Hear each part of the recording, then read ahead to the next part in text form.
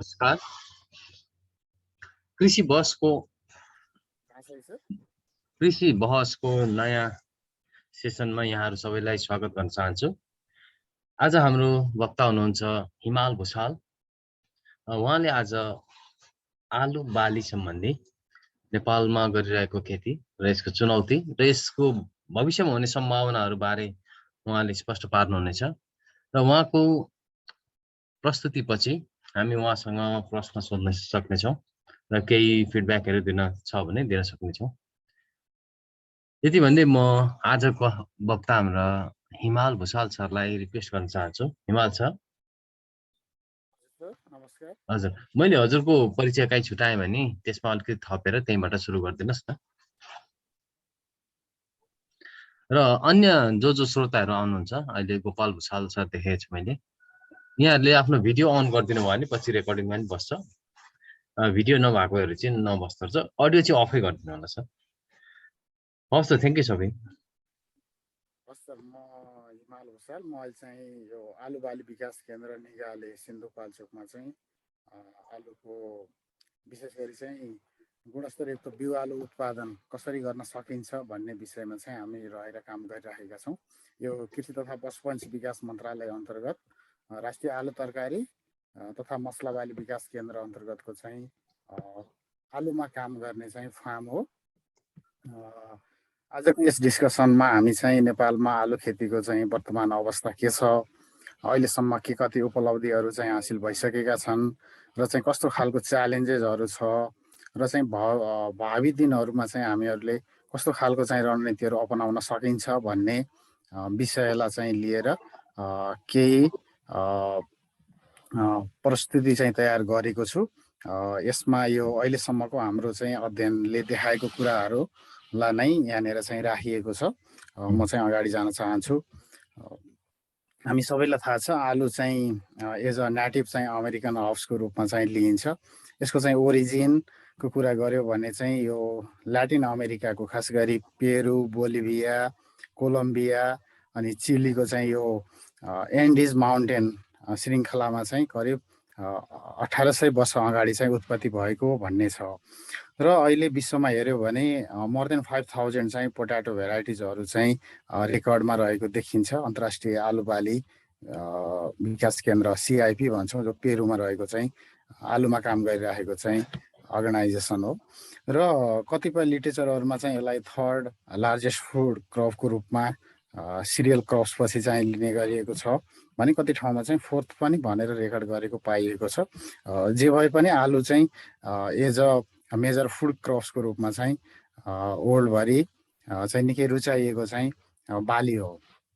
यसमा मेन गरी हामी चाहिँ यो आलुको चाहिँ ट्युबर बालीको रूपमा चाहिँ लिन्छौँ। यसमा मिनरल्स, इनर्जी, भिटामिन्सदेखि लिएर अन्य इनर्जीको सोर्समा रहेको चाहिँ कार्बोहाइड्रेटको चाहिँ मेजर पोर्सन, प्रोटिन लगायतको चाहिँ शरीरलाई आवश्यक पर्ने खाद्य तत्त्व यसमा रहने भएको हुनाले पनि यसको महत्त्वपूर्ण छ।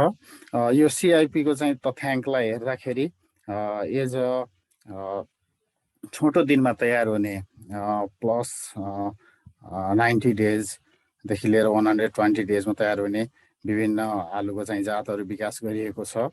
अनि वर्ल्डमा चाहिँ 1 बिलियन पपुलेसन चाहिँ एज अ फुडको रूपमा चाहिँ यसलाई युज गरिरहेको चाहिँ थर्ड मोस्ट इम्पोर्टेन्ट फुड क्रप्सको रूपमा चाहिँ राइस र व्हिट पछि यसलाई रिकगनाइज गरिएको छ। यसको प्रोडक्सन पनि 380 मिलियन टन 2019 को डेटा अनुसार भइरहेको छ। यसले चाहिँ विश्वकै खाद्य सुरक्षाको हिसाबले, फुड सेक्युरिटीको हिसाबले पनि आलुलाई चाहिँ महत्त्वपूर्ण बालीको रूपमा चाहिँ लिन सकिन्छ। अनि यो स्ट्याटिस्टिकल डेटा 2019-21 को चाहिँ FAO ले चाहिँ पब्लिस गरेको 19 सम्मको डेटालाई हेर्दाखेरि वर्ल्डको चाहिँ मेजर पोट्याटो प्रोड्युसिङ चाहिँ कन्ट्रीको रूपमा रहेको यो चाइना, इन्डिया, त्यसै गरी चाहिँ रसिया अनि युरोपियन देशहरू लगायत चाहिँ अमेरिकन, ल्याटिन अमेरिकन मुलुकहरू, नेपाल, हाम्रो यहाँनिर पनि हाम्रो कन्ट्रिब्युसन पनि राम्रै छ आलुमा। आफ्नो देशको चाहिँ उत्पादकत्वलाई हेर्दाखेरि यसै गरी अब नेपालमा चाहिँ कस्तो छ त स्ट्याटस पोट्याटोको भन्ने सन्दर्भमा 2075-76को हाम्रो कृषि तथा पशुपन्छी विकास मन्त्रालयको तथ्याङ्क अनुसार हाम्रो चाहिँ एरिया कभरेजको हिसाबले 5th पोजिसनमा आउँछ। 1,93,000 हेक्टरमा चाहिँ आलु खेती भइरहेको तथ्याङ्कले देखाउँछ भने 31,12,000 मेट्रिक टन चाहिँ प्रोडक्सन छ। प्रोडक्सनको हिसाबले चाहिँ दोस्रो नम्बरको बाली हो।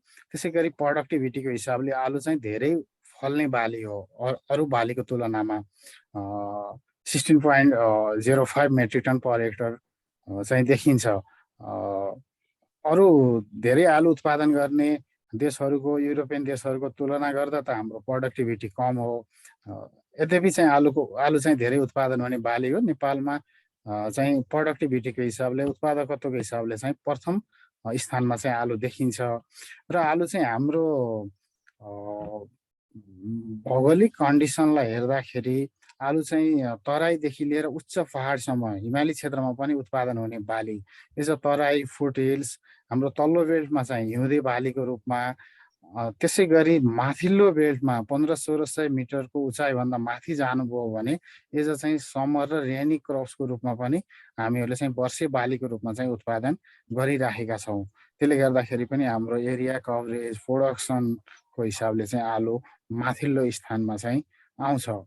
र हाम्रो तथ्याङ्कलाई हेर्दाखेरि देशको चाहिँ डिमान्ड, डोमेस्टिक डिमान्डलाई अन एन एभरेज चाहिँ 80% चाहिँ हाम्रो उत्पादनले चाहिँ करिब फुलफिल गरेको भन्ने छ। इभन बाहिर अरू देशहरूबाट, इन्डियाबाट पनि आलु चाहिँ इम्पोर्ट भइरहेको छ। अनि नेपालको चाहिँ पर क्यापिटा कन्जम्सनले हेर्दाखेरि 83 केजी पर पर्सन हामी चाहिँ पर इयर चाहिँ कन्जम्सन गर्दा रहेछौँ। अनि वर्ल्डमा मैले अघि भनिहालेँ 380 मिलियन टन चाहिँ प्रोडक्सन भइरहेको छ। यसै गरी अब इन्डिया, चाइना चाहिँ हाम्रो वर्ल्डमा चाहिँ मेजर पोटेटो प्रोड्युसिङ कन्ट्रीहरू हो। नेपालमा कस्तो छ त हाम्रो अहिले प्रोभिन्स वाइज हेर्दाखेरि 2075-76 को डेटालाई हेर्दाखेरि हाम्रो चाहिँ बागमती प्रोभिन्स, खास गरेर चाहिँ सेन्ट्रलको राजधानी पनि भएको बागमती प्रदेशमा एरिया सँगै उत्पादन र उत्पादकत्व चाहिँ धेरै छ। एरिया चाहिँ कल्टिभेसनको एरिया चाहिँ प्रोभिन्स 1 मा धेरै देखिएको छ भने चाहिँ उत्पादन चाहिँ हाम्रो बागमती। किन यस्तो देखियो भने खास गरेर चाहिँ बागमती प्रदेशका जिल्लाहरू हिमाली जिल्ला, पहाडी जिल्ला र केही तराईको जिल्लाहरू पनि भएको हिउँदे वर्षे आलु धेरै उत्पादन हुने क्षेत्र। खास गरेर चाहिँ वर्षे आलुमा दोलखा, सिन्धुपाल्चोक, रामेछाप, त्यसै गरेर रसुवाको माथिल्लो बेल्टमा वर्षे आलु उत्पादन हुने। फेरि काभ्रे लगायतको चाहिँ मकवानपुर तल्लो बेल्टमा फेरि चितवनदेखि लिएर अरू भ्यालीको ठाउँहरू र अघि मैले भनेको सिन्धुपाल्चोक, दोलखा लगायतका जिल्लाहरूको चाहिँ बेसी फाँट इलाकाहरूमा फेरि हिउँदे बालीको रूपमा उत्पादन हुने भएको हुनाले पनि यहाँको चाहिँ उत्पादन र चाहिँ उत्पादकत्व बढी देखिएको छ। म अगाडि जान चाहन्छु। यो अलिक पुरानो डेटा हो। पुरानो डेटा भए पनि यसबाट के आइडिया आउँछ भने हाम्रो चाहिँ उत्पादकत्वको हिसाबले हेर्दाखेरि 2017 को चाहिँ एफएओ को डेटाले के देखाएको छ भने अहिले त हामी 16 टनमा पुगेका छौँ। त्यति बेला चाहिँ 13 टन चाहिँ नेपालको प्रोडक्टिभिटी थियो भने त्यति बेला चाइनाको 17 थियो। नेदरल्यान्डको हेर्नुभयो भने 45.97, अलमोस्ट 46 टन चाहिँ देखिन्छ। धेरै कति अहिले हामीले खेती गरिरहेको जातहरू कति युरोपबाट चाहिँ नेदरल्यान्डबाट भित्रिएका जस्तो डेजिरे, कार्डिनल जातहरू चाहिँ त्यताबाट नेपालमा अहिले रजिस्ट्रेसन हुँदै रिलिज भएर चाहिँ कृषकहरूले रुचाइएको जातहरू छ। अहिले पनि हामी उत्पादकत्वको हिसाबले चाहिँ युरोपियन देशहरू भन्दा धेरै तल नै छौँ भन्ने हो। मैले यसलाई इन्डिकेट गर्न खोजेको। अब नेपालमा चाहिँ आलुको सुरुवात कसरी भयो भन्ने सन्दर्भमा खास गरी ल्याटिन अमेरिकामा चाहिँ यसको ओरिजिन भयो अनि व्यापारको सिलसिलामा युरोप आयो। युरोप पछि चाहिँ युरोपियनहरू व्यापारको सिलसिलामा एसियन मुलुकमा आउने क्रममा यसरी चाहिँ इन्डिया हुँदै नेपाल भित्रिएको भन्ने तथ्याङ्कहरूले चाहिँ हिस्ट्रीहरूले चाहिँ देखाउँछ। खास गरी चाहिँ रिटर्न डकुमेन्टको रूपमा यो बेलायती चाहिँ कर्नेल कर्कफ्याट्रिकले चाहिँ 1793 मा लेखेको एउटा बुक छ, an account of the kingdom of Nepal भन्ने। त्यसमा पटनाबाट चाहिँ आलुको बिउहरू लिएर काठमाडौँ भ्यालीमा खेती गरिराखेको, त्यसले चाहिँ खाद्य सुरक्षाको कुरालाई पनि कता कता उजागर गरेको छ। त्यसरी चाहिँ नेपालमा चाहिँ खेती भइराखेको भन्ने देखिन्छ। तथापि नेपालमा कति चाहिँ लोकल ल्यान्ड रेसेसहरू पहिलेदेखि पनि भइराखेको, खेती भइराखेको हुन सक्ने देखिन्छ। र अनि अलिक व्यावसायिक रूपमा चाहिँ नेपालमा आलुकै फार्मको रूपमा सुरुवात भएको भन्ने 2027-28 सालमा खास गरी यो स्विस चाहिँ पदयात्रीहरू जो चाहिँ माउन्ट एभरेस्टमा ट्रेकिङ जाने सिलसिलामा काठमाडौँ हुँदै काभ्रे, सिन्धुपाल्चोक, लामासाँगु, जिरी हुँदै चाहिँ माउन्ट एभरेस्ट जाने सन्दर्भमा चाहिँ यो सिन्धुपाल्चोकको जो अहिले आलुबाली विकास केन्द्र निगाले जुन ठाउँमा छ त्यही ठाउँमा चाहिँ कृषकको जग्गा भाडामा लिएर स्विसहरूले 28 सालमै स्विजरल्यान्डबाट लिएका जातहरू, खास गरी डेजिरी रोजिटा जातहरूको आलु चाहिँ खेती गरेर चाहिँ बिस्तारै सुरु गरेको रहेछ।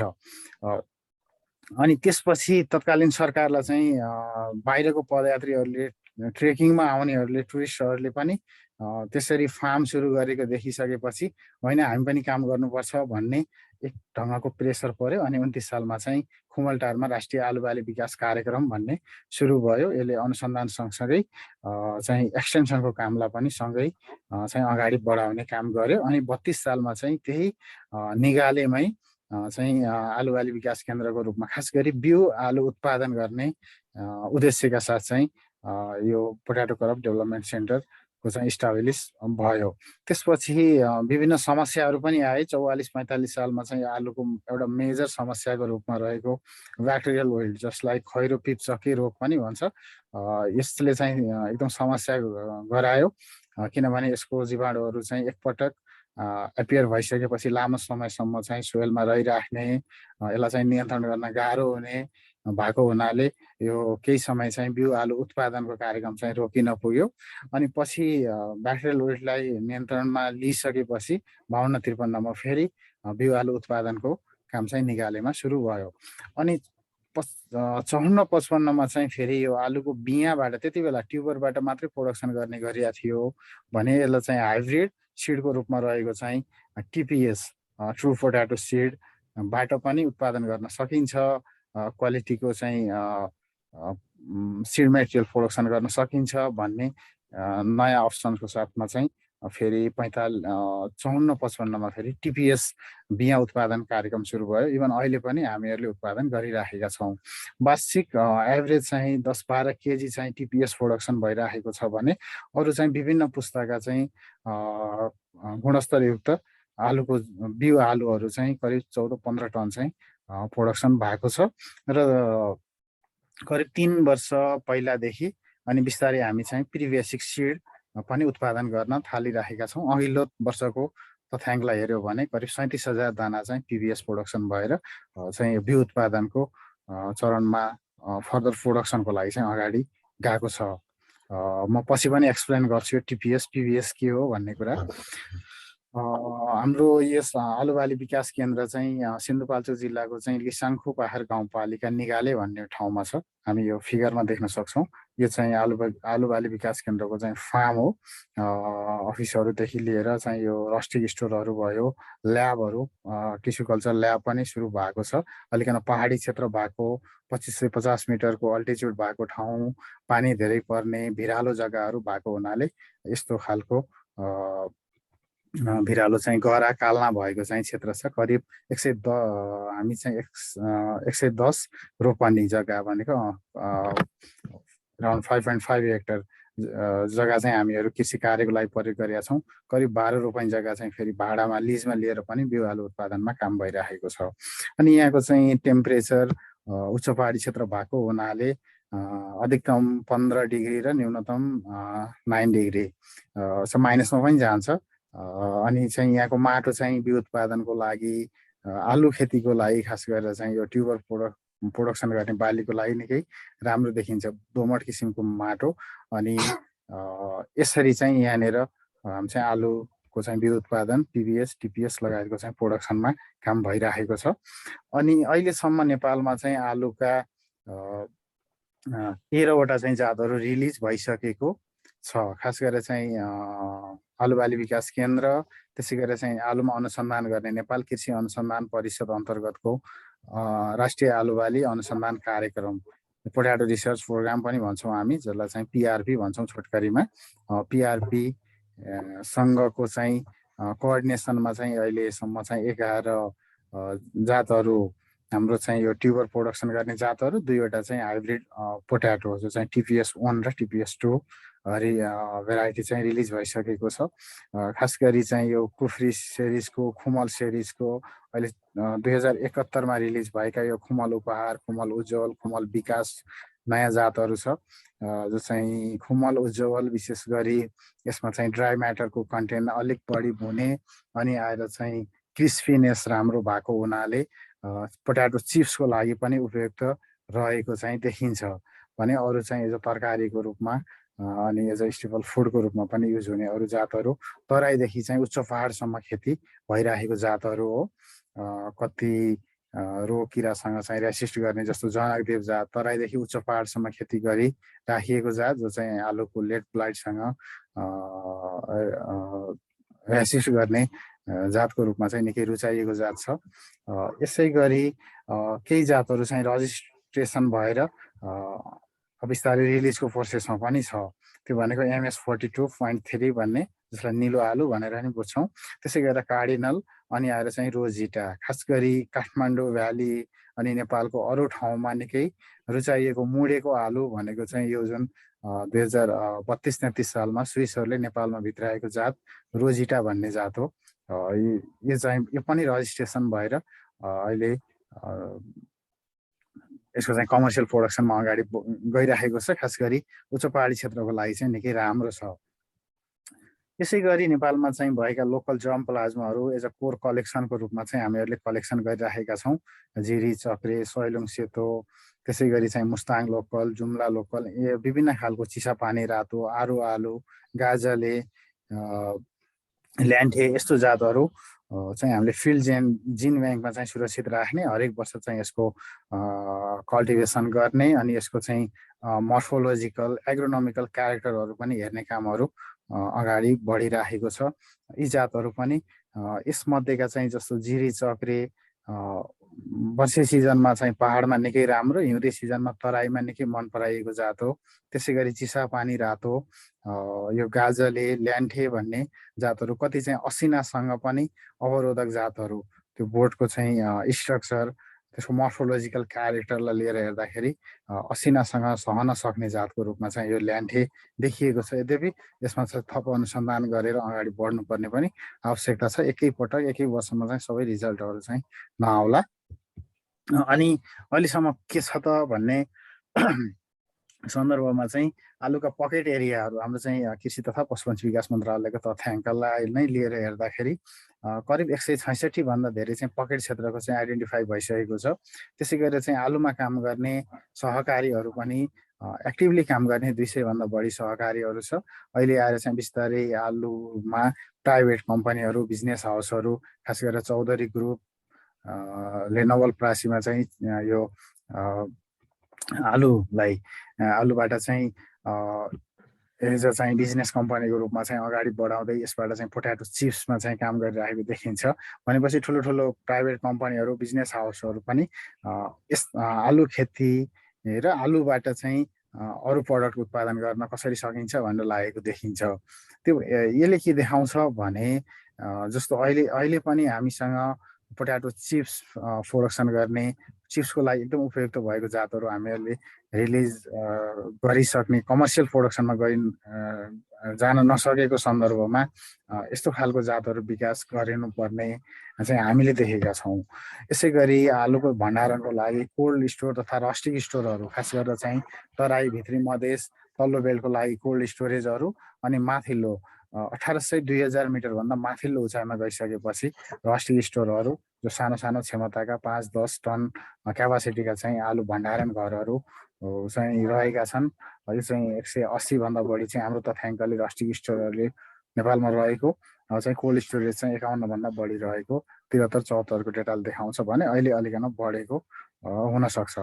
अघि मैले भनेको चाहिँ यो लोकल ल्यान्ड रेसेसको रूपमा रहेका ल्यान्डे, निगाले रातो, निगाले सेतो, गाजले, पेरिकोली, सैलुङ यस्ता जातहरू पनि हामीहरूले यसरी संरक्षण गरेर राखिराखेका छौँ।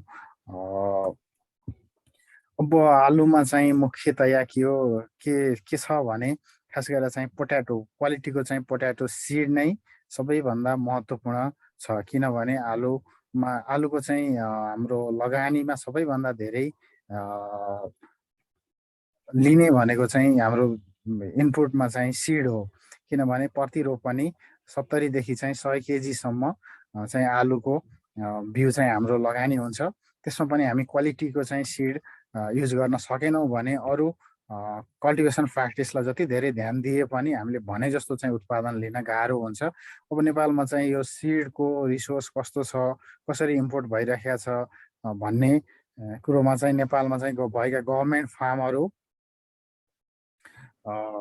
बाट चाहिँ एकदमै कम छ। 1% पनि हामीहरूले कन्ट्रिब्युट गर्न सकेका छैनौँ। किनभने एकदमै ठुलो भोल्युममा चाहिँ सिड रिसोर्स चाहिने, हामीसँग भएको थोरै जग्गामा उत्पादन गरेको सिडले चाहिँ पर्याप्त नहुने। अनि आएर चाहिँ केही फार्मर ग्रुप्सहरू, कोअपरेटिभ्सहरू इन्भल्भ हुनुहुन्छ। उहाँहरूको कन्ट्रिब्युसन 16% जस्तो देखिन्छ। अनि चाहिँ टिपिएसको पनि कन्ट्रिब्युसन कम छ। किनभने टिपिएस खास गरी तराई भित्री मधेसमा बढी रुचाइएको चाहिँ जातहरू हो। यो चाहिँ अराउन्ड 2% जस्तो देखिन्छ भने अनि खास गरी मैले यो रेड मार्किङ गरिराखेको इन्डियाबाट आउने खाइन आलुको रूपमा नेपालभित्र नै खाइन आलु आइसकेपछि त्यसलाई कति खानको लागि प्रयोग गरिने, अरू बाँकी चाहिँ सबै बिउको रूपमा प्रयोग गर्ने, जसको क्वारेन्टाइन सर्टिफिकेसनको कुराहरू भयो, क्वालिटी सिडमा हुनुपर्ने क्यारेक्टरहरूको कुराहरू भयो। यी कुराहरू चाहिँ सबै मिट नगरेको भएको हुनाले यो सँगसँगै खाने आलु यहाँ बिउको रूपमा प्रयोग हुँदाखेरि हरेक वर्ष नयाँ नयाँ किसिमका रोगहरू पनि भित्रने यस्तो खालको चाहिँ छ। यो पर्सेन्टेज एकदमै धेरै भयो, 21% छ। यसलाई हामी कसरी हुन्छ मिनिमाइज गर्नुपर्ने देखिन्छ। एउटा अर्को चाहिँ हाम्रै कृषकहरूले, दाजुभाइ दिदीबहिनीहरूले उत्पादन गर्ने अनि खानको लागि प्रयोग गर्ने, बाँकी रहेको चाहिँ आलु फेरि बिउको रूपमा प्रयोग गर्ने, यो पनि अर्को समस्याको रूपमा रहेको छ।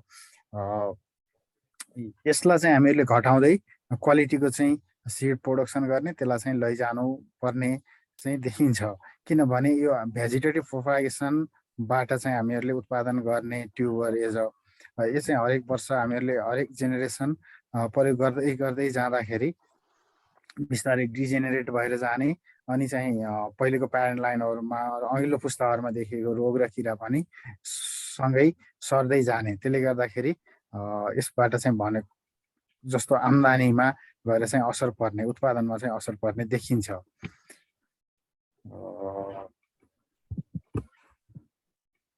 म थोरै अगाडि जान चाहन्छु। यसै गरी स्लाइड सेयर नभएको कि जस्तो लाग्यो। नेट कनेक्सन प्रब्लम छ जस्तो छ, बिस्तारै गर्नुहोस् जान्छ। हो, एकपटक ब्याक गर्नुहोस् त, ब्याक गरेर ट्राई गर्नुहोस्।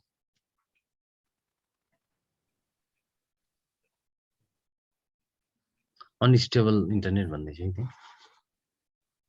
त्यहाँ हो कि यहाँ? एकपटक अफ गरेर फेरि गर्नुहोस् त्यसो। स्टप सेयर गर्दैछ। एकपटक अनसेयर गरेर फेरि सेयर गर्नुहोस्।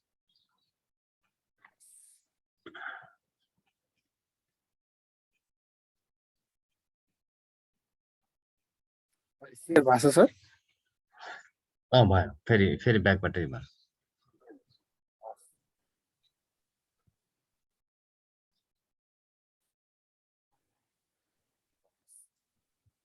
अनि मैले चाहिँ यहाँनिर केही नोटिस गरेको चाहिँ हामीले अहिलेसम्मको एक्सपिरियन्स अनि अहिलेसम्म गरेको रिसर्च र चाहिँ फार्मर्सको अनुभव, फार्म केन्द्रको अनुभवलाई लिएर हेर्दाखेरि मेजर ग्याप के छ त पोटाटो डेभलपमेन्टमा नेपालमा खास गरी भन्ने सन्दर्भमा मुख्यतया हामीले नोटिस गरेको चाहिँ एउटा त प्रोडक्सन र प्रोडक्टिभिटी कम छ हाम्रो अरू ठाउँको तुलनामा।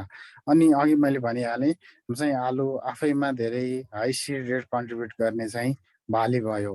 अनि आएर चाहिँ हरेक जेनेरेसनमा चाहिँ प्रोग्रेसिभली चाहिँ यो डिजिजहरू चाहिँ एकुमुलेट भएर जाने, अनि यसको चाहिँ पेरिसिबिलिटीको कुराहरू भयो, बल्किनेसको कुराहरू भयो। यसले गर्दाखेरि पनि म्यानेजमेन्टमा चाहिँ आलुको प्रोडक्सन र प्रोडक्टिभिटी चाहिँ कम हुने कुरामा चाहिँ यो मेजर फ्याक्टरको रूपमा देखिएको छ। त्यसै गरी हामीले दिने इनपुट सप्लाईको कुराहरू, खास गरेर इरिगेसनको कुराहरू मैले अघि भनिहालेँ। हाम्रो चाहिँ उच्च पहाडी क्षेत्रमा वर्षे सिजनमा उत्पादन गरे पनि सधैँभरि युनिफर्मली चाहिँ रेनफल त हुँदैन। त्यसले गर्दा भनेको बेलामा चाहिँ आलुलाई इरिगेसनको फ्यासिलिटीको कुराहरू भयो, फर्टिलाइजर खास गरेर ट्युबर बाली भएको हुनाले पोटासियम र फस्फोरसको कन्टेन्ट चाहिँ अझ धेरै चाहिने बाली हो। नेपालमा चाहिँ पोटास मलहरू त्यति धेरै प्रयोग गर्ने चलन देखिँदैन। त्यसले गर्दाखेरि पनि आलुको उत्पादकत्वमा चाहिँ असर परिरहेको छ। त्यसै गरी चाहिँ क्वालिटी पोट्याटो सिडको कुरा त अघि पनि आइहाल्यो। यो चाहिँ मेजर चाहिँ आलुको विकासमा, आलुको उत्पादन र उत्पादकत्व बढाउने कुरामा चाहिँ यो quality planting material as a potato सिडमा चाहिँ हामी काम गर्नै पर्नेछ। त्यसै गरेर अरू इनपुट्सको कुराहरू भइहाल्यो। त्यसै गरेर चाहिँ अहिले देखिरहेको रोगहरू, खास गरेर मैले अघि पनि भने भाइरस डिजिजबाट चाहिँ एकदमै धेरै प्रब्लम छ। खास गरेर नेपालमा चाहिँ यो पोट्याटो लिफ रोल भाइरस भयो, पोट्याटो भाइरस PYV भन्ने छ, अनि पोट्याटो भाइरस A भन्ने छ, X भन्ने छ, S भन्ने छ। यी भाइरसहरू आइडेन्टिफाई त 30 भन्दा बढी भाइरसहरू भइसकेको छ, धेरै काम नभए पनि रिपोर्टहरूले त्यो देखाएको छ। अनि यसमा चाहिँ मेजर यो 4-5वटा भाइरसहरू चाहिँ एकदम प्रब्लममा छ। त्यसै गरी आलुको चाहिँ पछौटे डडुवा, ढुसीबाट लाग्ने लेट ब्लाइट, यसलाई पनि नियन्त्रण गर्न एकदम गाह्रो भइरहेको छ। किनभने हामीहरूले युज गरिराखेको चाहिँ फङ्गिसाइडहरूले काम गर्न बिस्तारै बिस्तारै छोडिराखेको, यसको म्यानेजमेन्टमा चाहिँ प्रब्लम देखिरहेको छ। नयाँ रोगको रूपमा चाहिँ पोट्याटो वाइट, जसलाई चाहिँ आलुको ऐजोरो पनि भन्छौँ, यो सिङ्गोइटम इन्डोभाइटिकम भन्ने चाहिँ यो ढुसीबाट फङ्गसबाट फैलने, खास गरेर निकै रुचाइएको चाहिँ यो अघि मैले भनेको रोजिटा जातमा पनि यो अहिले देखिसकेको छ। खास गरेर हाम्रो चाहिँ विक क्वारेन्टाइनको कारणले गर्दाखेरि इन्डियाबाट चाहिँ नेपाल चाहिँ यो छिरेको भन्ने छ। त्यसै गरी ब्याक्टेरियल विल्ट भयो, यो राल्स्टोनिया सोलानेसोरम भन्ने ब्याक्टेरियाले चाहिँ फैलाउने रोग, आलुको पिप्सके रोग। अनि गएर चाहिँ अब यो इन्सेक्टमा चाहिँ यो रेड आन्ट भयो, त्यसै गरेर भाइरस डिजिजहरू भयो। अनि सँगसँगै नेपालमा भित्रिएको चाहिँ यो पोट्याटो ट्युबर मथ PTM, यो पनि आलुको भण्डारणमा चाहिँ निकै समस्याको रूपमा देखिरहेको छ। अनि त्यसै गरेर सोइल इन्सेक्टको रूपमा चाहिँ व्हाइट ग्रोभ, आलु लगायत अरू बालीमा पनि समस्या छ। खुम्रे किरा हामीलाई थाहा छ। यो म्यानेजमेन्ट, डिजिज पेस्टको म्यानेजमेन्ट पनि अर्को च्यालेन्जिङको रूपमा रहेको छ। त्यसै गरी अब हाइलिङ भेराइटी डेभलप गर्ने कुरा, यसमा स्टडी गर्ने कुरा, अनि क्वालिटी प्लान्टिङ मेटेरियल चाहिँ एज अफोर्डेबल कस्टमा चाहिँ प्राइसमा चाहिँ फार्मर्सलाई चाहिँ उपलब्ध गराउने कुरा, यो पनि एउटा चाहिँ पोट्याटो डेभलपमेन्टको ग्याप्स हो अथवा च्यालेन्जिङ हो। त्यसै गरी चाहिँ स्टोरेज र मार्केटको कुरा, खास गरेर चाहिँ पहाडी क्षेत्रमा वर्षेबालीको रूपमा उत्पादन भएको आलुलाई चाहिँ हामीहरूले लामो समयसम्म स्टोरेज गरेर राख्ने, खास गरेर अघि मैले भनेको रस्टिक स्टोर, त्यसै गरेर चाहिँ कोल्ड स्टोरेजको कुराहरू पर्याप्त मात्रामा चाहिँ छैन। भएका कोल्ड स्टोरेजहरू पनि सिटी एरिया र तराई एरियामा चाहिँ अलिक बढी फोकस भएको छ।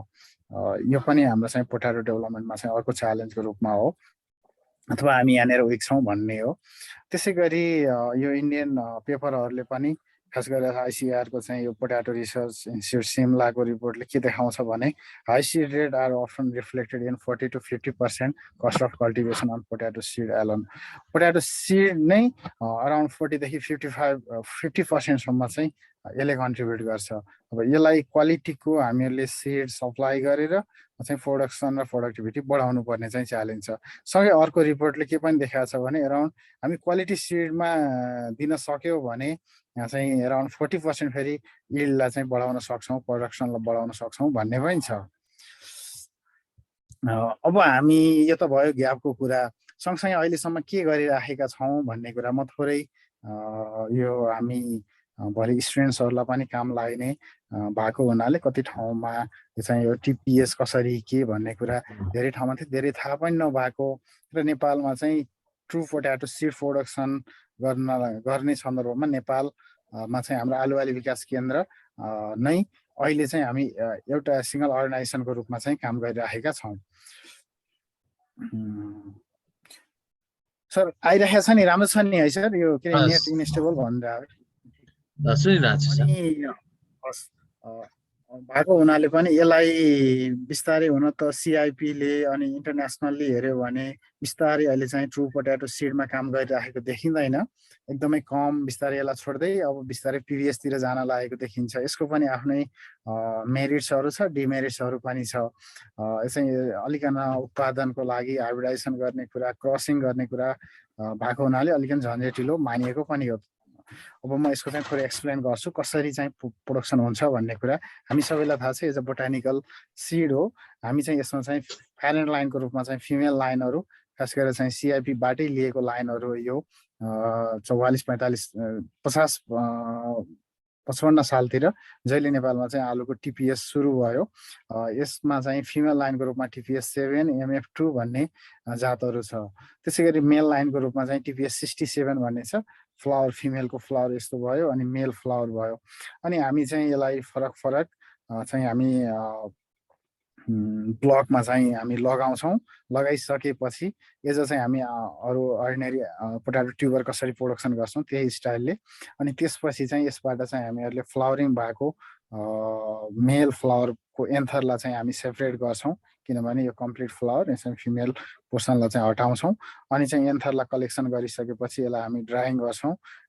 अनि त्यसपछि आएर चाहिँ यसलाई यसबाट हामीहरू चाहिँ पोलेन चाहिँ एक्सट्र्याक्ट गर्छौँ।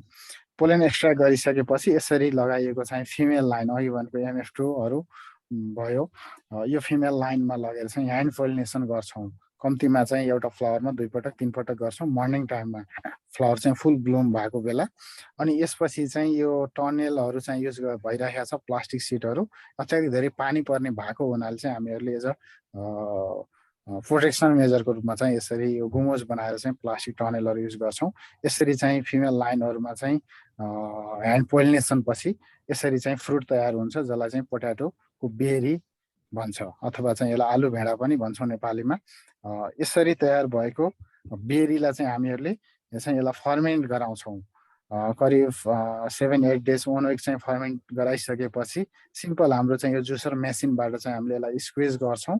स्क्विज गरिसकेपछि यसलाई केही ट्रिटमेन्ट गर्छौँ, जस्तो हाइड्रोक्लोरिक एसिड भयो, अनि आएर सोडियम हाइपोक्लोराइड, यसको चाहिँ पर्सेन्टेज, अनि आएर चाहिँ यसको रेसियोको कुरा छ। पहिले चाहिँ हामी एससिएललाई चाहिँ पानी र एससिएलको चाहिँ 3:1 को रेसियोमा सफा गर्छौँ। त्यसपछि अनि फेरि सोडियम हाइपोक्लोराइड र पानी 1:10 को रेसियोमा चाहिँ हामीहरूले चाहिँ यसलाई क्लिन गर्छौँ। अनि क्लिन गरिसकेपछि यसको सबै एकदम क्लिन हुनुपर्छ। यसरी चाहिँ हामीहरूले यसलाई चाहिँ ड्राइङ गर्छौँ एज अ पार्सियल सनलाइटमा। अब यो जेठ असारतिर हाम्रो फार्ममा चाहिँ हामी भिजिट गर्ने मौका मिल्यो भने यो कामहरू गरिराखेको चाहिँ देख्न सकिन्छ। अनि यसरी तयार भएको सिडलाई चाहिँ हामीहरूले फेरि मोइस्चर मेन्टेन गर्दै 4% को अनि इन्क्युबेटरमा चाहिँ राख्छौँ 39+-1 मा। चाहिँ 3 महिना जति अराउन्ड 90 डेज पछि चाहिँ यसको सिडको चाहिँ डर्मेन्सी ब्रेक हुन्छ। ब्रेक भइसकेपछि हामीहरूले यसको चाहिँ जर्मिनेसन टेस्ट गर्छौँ। मोर देन 80% जर्मिनेसन भइसकेपछि त्यो ल्याबको रिपोर्ट खास गरी हामी चाहिँ सेन्ट्रल ल्याब हरिहर भवन पठाउँछौँ। अनि क्रस चेकको लागि अरू प्राइभेट ल्याबमा नि पठाउँछौँ। हाम्रो पनि ल्याब भएको हुनाले हामी आफै पनि सिम्पल चाहिँ ब्लटर पेपरमा पेटी डिस्कमा राखेर यसको सिड चाहिँ जर्मिनेसन के कस्तो छ हेर्छौँ। अनि 80% भन्दा माथिल्लो जर्मिनेसन भएको प्रुफ भइसकेपछि अनि हामी चाहिँ फार्मर्सको डिमान्ड अनुसार यसरी चाहिँ यसलाई प्याकेजिङ गरेर हामी चाहिँ सप्लाई गर्छौँ। यो चाहिँ टिपिएस प्रोडक्सनको चाहिँ तरिका भयो। अनि यो टिपिएस प्रोडक्सन अब फार्मर्सले आफै गर्न गाह्रो छ। यो टिपिएसको बियाँ लगिसकेपछि उहाँहरूले यसरी 5 ग्राम बियाँबाट 25 देखि 30 स्क्वायर मिटर एरियामा चाहिँ यसरी लाइन रो 525 को चाहिँ फ्रकमा टिपिएसलाई नर्सरी गर्नुहुन्छ। नर्सरी गरिसकेपछि पहिलो वर्ष यसरी सिडलिङ ट्युबर चाहिँ प्रोडक्सन हुन्छ। 5 ग्राम सिडबाट अराउन्ड चाहिँ 100देखि 120 केजी चाहिँ प्रोडक्सन हुन्छ। अनि यसलाई फेरि एज अ सिड मेटेरियलको रूपमा पनि सप्लाई गर्न सकिन्छ। यो चाहिँ थोरै प्रोसेस लामो भयो, तर यो चाहिँ हामी सेतो आलुमा गर्न सकिराखेका छौँ। यसको यसको एउटा फाइदा अर्को चाहिँ के छ भने एक रोपनी एरियाको लागि हामी ट्युबरमा जाने हो भने 75-80 केजी चाहिन्छ भन्ने त्यही 1 रोपनी एरियाको लागि चाहिँ 5 ग्रामले पुग्छ। अनि 5 ग्रामबाट तयार गरिएको चाहिँ यो चाहिँ सिलिङ ट्युबरले पुग्छ। अनि यसको चाहिँ प्रोडक्टिभिटी पनि राम्रो छ। हाम्रो अरू अघि मैले एक्सप्लेन गरेको हाम्रो अरू जातहरू भन्दा यो हाइब्रिड पोट्याटो सिड भएको हुनाले पनि यसको चाहिँ अलमोस्ट डबल छ। जस्तो जनकदेव, कुफ्री ज्योति, सिन्धुली, कुमल विकासहरूको around 20-25 metric ton per hectare छ भने टिपिएसको चाहिँ अराउन्ड 40 छ है। अब टेस्टको हिसाबले पनि राम्रो छ। मात्रै यसमा चाहिँ हामीले रातो जात कलरको चाहिँ आलुमा चाहिँ टिपिएसमा काम गर्न सकिएको छैन, किनभने यो अलरेडी चाहिँ यसको प्यारेन्ट लाइनहरू उता सिआइपीबाट आएको र चाहिँ कम्प्याटेबल पनि नभएकोले गर्दाखेरि चाहिँ अहिलेसम्म सेतो आलुमा मात्रै टिपिएस प्रोडक्सन भइरहेको छ। अब म चाहिँ अगाडि जान्छु थोरै यो प्री बेसिक सिडको कुरा। अनि अब यो बिस्तारै पिभिएसमा हामी किन जाने त भन्ने कुरामा चाहिँ यो खास गरेर चाहिँ प्लान्ट टिस्यु कल्चर टेक्निकलाई युज गरेर आलुमा भएको चाहिँ भाइरसहरूलाई क्लिन गर्ने, रोग किरालाई चाहिँ क्लिन गर्दै अनि चाहिँ प्रोडक्सनमा जाने भन्ने हो। खास गरेर चाहिँ प्लान्ट टिस्यु कल्चर को प्रिन्सिपलमा रहेर चाहिँ हामी प्री बेसिक सिडहरू चाहिँ उत्पादन गर्छौँ। यसमा सिम्पल्ली चाहिँ हामीहरूले चाहिँ अब कुनै प्लान्टको चाहिँ डाँठ भयो, पात भयो, मुन्टा भयो, गाना, जरा, टुसा आदि त्यसलाई लिएर चाहिँ एज एक्सप्लान्टको रूपमा युज गरेर चाहिँ टिस्यु कल्चर टेक्निकबाट अगाडि जाने भन्ने छ। हामी यसमा चाहिँ मेरिस्टिम टिपलाई लिएर चाहिँ त्यसको मदर कल्चरको रूपमा डेभलप गरेर त्यसबाट चाहिँ पिभिएस प्रोडक्सन गर्ने हो। यसको पनि प्रोसेस छ। ल्याबमा युज हुने केही उपकरणहरू आजको यस अब यो भोलि रेकर्ड पनि हुने र चाहिँ धेरैलाई सजिलो होस् बुझ्नला भनेर मैले केही फिगरहरू पनि राखेको। यसरी माइक्रोस्कोप, खास गरेर चाहिँ यो डाइसेक्टिङ माइक्रोस्कोप हो। मेरिस्टिम सेललाई चाहिँ आइसोलेट गर्नको लागि युज हुने माइक्रोस्कोप। त्यसै गरेर पिपेटहरू भयो, त्यसै गरेर पिएच मिटरहरू भयो, हाम्रो चाहिँ लेमिनार एयर फ्लोहरू भयो, अटोक्लेभहरू भयो, डिस्टिल वाटर च्याम्बरहरू यसरी चाहिन्छ। अनि त्यसै गरेर चाहिँ यो टिस्यु कल्चरका विभिन्न स्टेपहरू हुन्छ। यसको पनि क्रप वाइज चाहिँ प्रोटोकल हुन्छ, कुन मिडियामा चाहिँ कसरी ग्रो गराउने भन्ने। खास गरी चाहिँ हामी पोट्याटोमा काम गर्दा चाहिँ एमएस मिडिया युज गर्छौँ। यसलाई अब अटोक्लेभिङ गर्ने कुराहरू, पिएच मेन्टेन गर्ने कुराहरू, एक्सप्लान्ट चाहिँ कसरी तयार गर्ने भन्ने कुराहरू यसको आफ्नै प्रोटोकल छ। यसको डिटेलमा चाहिँ अरू कुनै प्रेजेन्टेसनमा चाहिँ हामी राखौँला। अनि चाहिँ हामी यसलाई चाहिँ इनकुलेट गर्ने कुराहरू चाहिँ सबै सेफ्टी क्याबिनेटभित्र गर्ने, यो हामी काम गरिराखेको कुराहरूको चाहिँ केही फिगरहरू बुझ्नलाई सजिलो होस् भनेर राखेको। अनि यसै गरेर चाहिँ हामीले बिस्तारै चाहिँ यो इनिसियल स्टेज हुँदै हामी चाहिँ यो ग्लास जारभित्र एज अ इन्भिट्रो प्लान्टको रूपमा चाहिँ हामी डेभलप गर्छौँ। यो कामहरू चाहिँ अहिले हामी गरिराखेका पनि छौँ। यसरी चाहिँ यो क्लिन हेल्दी चाहिँ पोट्याटो चाहिँ प्रोडक्सनमा चाहिँ काम गर्नुपर्छ भन्ने सन्दर्भमा खास गरी चाहिँ राम्रोसँग रुटिङ भएको 25 देखि 35 डेज पुगेको चाहिँ इन्भिट्रो प्लान्टहरू स्किन हाउसमा लगेर चाहिँ हामी फेरि पिभिएस प्रोडक्सनको लागि तयार हुन्छ। यो चाहिँ यो थर्ड फिगरमा चाहिँ यो बाहिर पठाउनको लागि अब स्किन हाउसमा लैजानको लागि तयार भएको बिरुवाहरू हो। अनि यसमा पनि हामीले चाहिँ एज अ रुटिङ स्टेजमा जाँदाखेरि जरा कसरी विकास गर्ने भएको भन्ने कुराहरू चाहिँ विभिन्न हर्मोनहरू खास गरेर GA3हरू चाहिँ युज गरिरहेको छौँ। म थोरै चाहिँ यसको कसरी चाहिँ एक्सप्लान्ट चाहिँ आइसोलेट गर्ने र चाहिँ प्रोडक्सनमा जाने त भन्ने कुरा चाहिँ थोरै यहाँनिर एक्सप्लेन गर्छु। अब यो पिभिएस चाहिँ हामी सबै किसिमको जातहरू, रातो, सेतो अनि आएर चाहिँ हाम्रो लोकल जातहरू सबैमा गर्न सकिन्छ। खास गरेर चाहिँ यो पोट्याटोको बर्ड, खास गरेर चाहिँ यो ग्रिन कलरको राम्रोसँग हुर्किएको चाहिँ पोट्याटो बर्डलाई चाहिँ हामीहरूले स्प्राउटिङ भएको बर्डलाई लिन्छौँ। बर्डलाई अघि मैले फिगरमा देखाएको चाहिँ डाइसेक्टिङ माइक्रोस्कोपमा यसको चाहिँ यसलाई क्लिन गरेर अनि यसको चाहिँ हामीले मेरिस्टिम सेललाई चाहिँ यहाँनिर आइसोलेट गर्छौँ। अनि यसको चाहिँ एप्रोप्रिएट साइज भनेको मेरिस्टिम टिपको चाहिँ 0.6 देखि 0.7 mm को हामीहरू चाहिँ लिन्छौँ। खास गरेर यो फिगरमा यो जुम गरेर म्याग्निफिकेसन गरेर खिचिएको फिगर हो। यो पोर्सन भनेको चाहिँ मेरिस्टिम टिप हो। यो चाहिँ लिफ प्राइमोडिया भयो दायाँ बायाँको। हामी चाहिँ यो अलिक गाह्रो हुन्छ, हात पनि बस्नुपर्छ। बिस्तारै प्र्याक्टिस गर्दै गयो भने चाहिँ हामीले मेरिस्टिमलाई चाहिँ आइसोलेट गर्न सक्छौँ। अनि यो चाहिँ यसरी मेरिस्टिम टिपलाई आइसोलेट गरिसकेपछि यहाँनिर छ यो साइकल हामीहरूले चाहिँ डेभलप गरेको हो भन्नाले यसको प्रोसेस यसरी जान्छ भन्ने कुरा। यसरी चाहिँ हामीले स्प्राउटेड बर्डबाट चाहिँ हामीले एपिकल मेरिस्टिम लाई चाहिँ आइसोलेट गरिसकेपछि यसलाई चाहिँ हामीले एमएस मिडियामा चाहिँ म्युरासिस अनि स्कुलको मिडियामा चाहिँ हामीहरूले हुर्काउँछौँ, ग्रो गर्छौँ। ग्रो गरिसकेपछि यसलाई यहाँनिर के गर्छौँ भने जब यो यसको चाहिँ प्लान्टले बिस्तारै बढ्दै जान्छ अनि यसबाट स्याम्पल लिएर चाहिँ हामी भाइरस टेस्ट गर्छौँ। अब हाम्रो ल्याबमा अहिले चाहिँ अब आरटिपिसिआर गर्ने चाहिँ मेसिन आदि इत्यादि त्यो फेसिलिटी नभएकोले हामी चाहिँ 10 इलाइजा सम्म चाहिँ गर्न सकेका छौँ।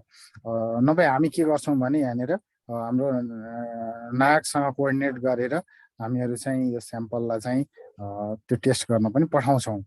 अनि त्यसपछि यदि 10 इलाइजाबाट चाहिँ अघि भनेको चाहिँ 6वटा भाइरसको कुरा गर्दै थिएँ नेपालमा देखिएको, अनि त्यो चाहिँ एज अ रेफरेन्स भाइरसको रूपमा तीहरूलाई त्यसको एन्टिबडीलाई युज गरेर चाहिँ यसको पनि आफ्नो एउटा प्रोटोकल छ। अनि त्यसपछि यदि भाइरस डिटेक्ट भयो भने चाहिँ हामीहरू यसलाई क्यान्सल गर्छौँ। फेरि चाहिँ हामीहरू सुरुको प्रोसेसमा जान्छौँ, मेरिस्टिम एपिकल मेरिस्टिम आइसोलेट गर्नेतिर। अनि यदि देखिएन, नेगेटिभ आयो भने हामी चाहिँ अब यसलाई एज अ इन्भिट्रो प्लान्टको रूपमा हामी चाहिँ इन्क्युबेसन रुममा चाहिँ यसलाई ग्रो गर्छौँ, यो चाहिँ जामजारमा। अनि यसपछि यो क्लिन छ भन्ने भइसकेपछि अब यसलाई चाहिँ हामी मल्टिफिकेसन गर्छौँ। यसबाट सिङ्गल नोडल कटिङबाट अब एउटा जारबाट 5वटासम्म गर्न सकिन्छ। भनेपछि त्यो मल्टिफिकेसन हामी अब 1000 बोतल पनि गर्न सक्छौँ। यसरी तयार भएको चाहिँ सिङ्गल नोडल कटिङबाट तयार भएको चाहिँ हाम्रो इन्भिट्रो प्लान्टलाई के गर्छौँ भने अब हामी चाहिँ स्क्रिन हाउसमा लैजान्छौँ। स्क्रिन हाउस कस्तो हो भने खास गरेर भाइरस डिजिजलाई चाहिँ ट्रान्समिट गर्ने हाम्रो भेक्टरहरू खास गरेर लाइकिराहरू भयो, त्यो नछिर्ने इन्सेक्ट प्रुफ नेट हो। अनि यसमा चाहिँ स्किन हाउसभित्र चाहिँ यसरी बेडहरू बनाएको हुन्छ। यसमा बेडमा युज गर्ने चाहिँ सोइल पनि ट्रिटेड सोइल हुनुपर्छ, क्लिन सोइल हुनुपर्छ, कन्टामिनेसन भएको हुनु हुँदैन भन्ने छ। खास गरी हामी चाहिँ बालुवाको मात्रा अलिक धेरै भएको अनि आएर चाहिँ खानीको माटो चाहिँ युज गर्छौँ र यसलाई चाहिँ 10% चाहिँ फर्मालिनले हामीहरू चाहिँ सोइल ट्रिट गर्छौँ इन्भिट्रो प्लान्ट लगाउनुभन्दा करिब चाहिँ 15-20 दिन पहिले।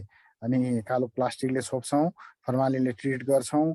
अनि आएर चाहिँ यो जो पायो त्यही मान्छेलाई चाहिँ बाहिरभित्र जान पनि दिँदैनौँ, यसको सेफ्टीको कुराहरू भयो। अनि त्यसपछि यसरी बेडहरू बनाइसकेपछि करिब 3 दिन 4 दिन पहिले ल्याबबाट चाहिँ इन्क्युबेसन रुमबाट 25 देखि 35 डेजभित्रको राम्रोसँग रुटिङ भएको इन्भिट्रो प्लान्टलाई त्यहाँ लगेर बोतल नै राख्छौँ।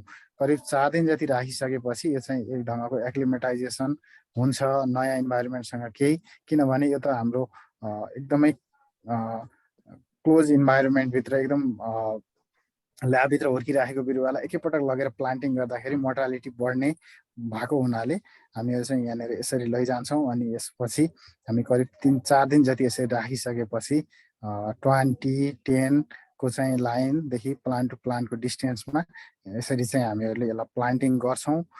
प्लान्टिङ गरिसकेपछि यसको रेखदेख हेरचाहदेखि लिएर आदि इत्यादि इरिगेसन दिने कुराहरू चाहिँ म्यानेज गर्छौँ। यसमा दिने इरिगेसन पनि हामीहरूले युभी ट्रिटेड चाहिँ पानीबाट चाहिँ हामी सप्लाई गर्छौँ, बाहिरको चाहिँ नर्मल ट्याप वाटर युज गर्दैनौँ।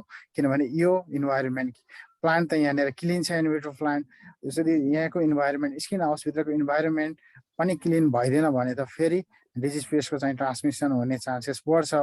त्यो भएको हुनाले यहाँ पनि हामी त्यतिकै ख्याल गर्छौँ। अनि त्यसपछि एराउन्ड चाहिँ 100 डेज पछि यसको चाहिँ ट्युबरहरू चाहिँ प्रोडक्सन हुन्छ, हुनाले हार्भेस्टको लागि रेडी हुन्छ। अनि यसपछि हामी यस बिचको समयमा यसको मोनिटरिङ गर्ने आदि इत्यादि कामहरू रेडी गर्ने कामहरू गर्छौँ। अनि यसपछि विभिन्न साइजको 0.5 देखि 25-30 ग्रामसम्मका चाहिँ यो पिबिएसका दानाहरू चाहिँ प्रोडक्सन हुन्छ। अनि यसलाई हामी ग्रेडिङ गर्छौँ, खास गरी 1 देखि 21 ग्रामसम्मको दानाहरू चाहिँ राम्रो मानिएको छ बिउ उत्पादनको लागि। यसरी मेरिस्टिम सेलबाट विभिन्न स्टेपहरू पार गर्दै गर्दै गर्दै यहाँनिर आइपुगेको चाहिँ यो पिबिएस भनेको चाहिँ प्री बेसिक सिड हो, पूर्व मूल बिउ आलु भन्छ। अनि यसलाई चाहिँ हामी के गर्छौँ भने अब हामी बिउ उत्पादनमा चाहिँ लैजान्छौँ। अब अहिले सरकारी मूल्य यसको चाहिँ प्रति दाना चाहिँ 16 रुपियाँ चाहिँ कायम गरिएको छ। यसलाई हामी चाहिँ खाइन आलुको रूपमा युज गर्दैनौँ, किनभने यसको उत्पादन प्रोसेस पनि लामो छ, महँगो पनि छ, एक्सपेन्सिभ पनि छ। यो चाहिँ हामी बिउ उत्पादनमा जान्छौँ। यसरी केही फिगरहरू, यो हाम्रो स्किन हाउसहरू भयो। अनि आएर चाहिँ स्किन हाउसमा तयार गरिएको बेडहरू भयो। बेडमा चाहिँ यो इन्भिट्रो प्लान्टिङ गर्दै गरेको अवस्था। यसरी गरिसकेपछि हाम्रो हुर्कँदै गरेको चाहिँ यो चाहिँ इनसाइड स्किन हाउसभित्रको चाहिँ बिरुवा हो। यसमा इन्सेक्ट पेस्टदेखि लिएर डिजिज आदि इत्यादि कुराहरू हुनु हुँदैन।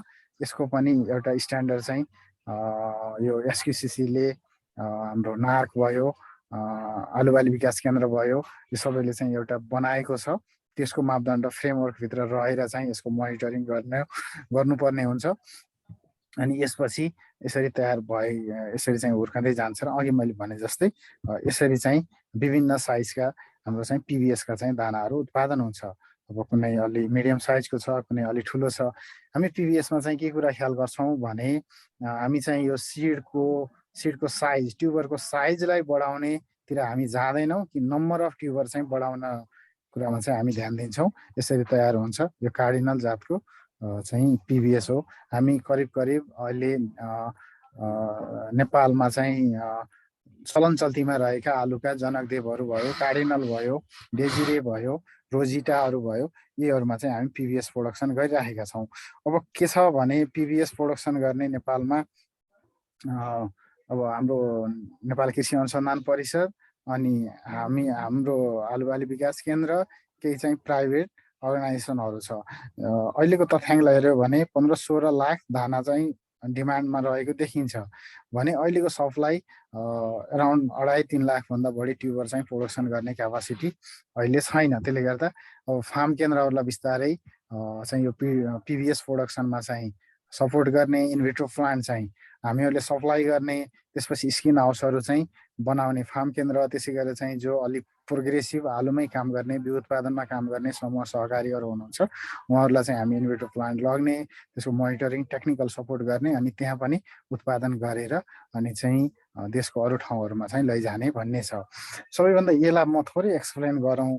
यो पोट्याटो सिड प्रोडक्सनमा पिबिएस त हामी गऱ्यौँ, पिबिएस गरिसकेपछि यसलाई एज अ सिड साइकलको रूपमा चाहिँ कसरी मेन्टेन गर्ने भन्नेमा पनि नार्क भयो, अनि आलुबाली विकास केन्द्र, अनि एसक्युसिसी सबै मिलेर एउटा फ्रेमवर्क बनाइएको छ। त्यसलाई मैले चाहिँ टेबुलेटेड फर्ममा चाहिँ राखेको छु। अब 500 पिबिएस दानाबाट हामी सिड प्रोडक्सनमा जाँदाखेरि यो पिबिएस भयो, यो चाहिँ 45 स्क्वायर मिटरमा चाहिँ हुन्छ। सुरुको पहिलो वर्ष स्किन हाउसबाट लियो, अनि त्यसपछि 500 दानालाई हामीले 45 स्क्वायर मिटरमा चाहिँ प्लान्टिङ गऱ्यौँ।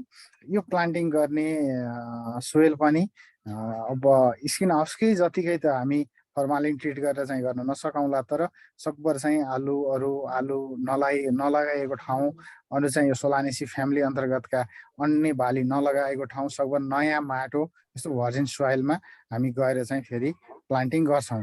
गरिसकेपछि पहिलो वर्ष यसबाट 500 दानाबाट चाहिँ 75 केजी चाहिँ प्रोडक्सन हुन्छ, जसलाई बेसिक 1 भनिन्छ। त्यसपछि 75 केजीलाई हामी एज अ फर्स्ट जेनेरेसनको आलु भयो, त्यो चाहिँ 1 रोपनीमा लगाउन सकिन्छ। 1 रोपनीमा लगाएको 75 केजीबाट अर्को वर्ष चाहिँ 750 केजी प्रोडक्सन हुन्छ, जो सर्टिफाइड फर्स्ट भयो। त्यसपछि हामी त्यसलाई 10 रोपनीमा लगाउन सक्छौँ, अनि त्यो चाहिँ सेकेन्ड जेनेरेसनको भयो। त्यसै गरी 10 रोपनीमा लगाएकोले चाहिँ 7500 केजी प्रोडक्सन हुन्छ। यो भनेको अब हामी चाहिँ यसलाई फेरि अर्को वर्ष चाहिँ 100 रोपनीमा लगाएपछि 75,000 केजी चाहिँ प्रोडक्सन हुन्छ एज अ इम्प्रुभ सिडको रूपमा।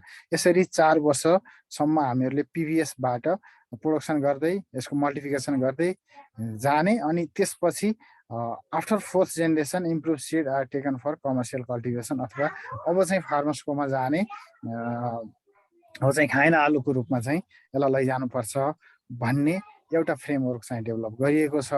अब अरू सिरियल क्रप्समा जस्तो अब ब्रिडर सिड हुँदै त्यसको सबै सर्टिफिकेसनको कुरा, ट्रुथफुल लेबलिङको कुरा, त्यो ढङ्गले सिरियल क्रप्सहरूमा जस्तो काम गर्न नसके पनि, भेजिटेबल्समा जस्तो गर्न नसके पनि आलुमा पनि यसरी जानुपर्छ भन्ने एउटा मोटामोटी गाइडलाइन चाहिँ यसरी तयार भएको छ।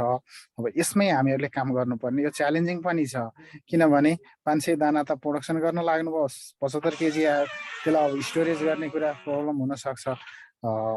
अब त्यसले गर्दाखेरि अलिकन प्रोग्रेसिभ चाहिँ फार्मर्सहरूले सहकारीहरूले गभर्मेन्टको फार्महरूले बिस्तारै पिबिएसबाट चाहिँ यसरी यो सिड साइकललाई कसरी मेन्टेन गर्न सकिन्छ, कसरी चाहिँ यो क्वालिटीको चाहिँ सिडलाई चाहिँ इम्प्रुभ गर्दै मल्टिफिकेसन गर्दै फार्मर्ससम्म लैजान सकिन्छ भन्ने हो।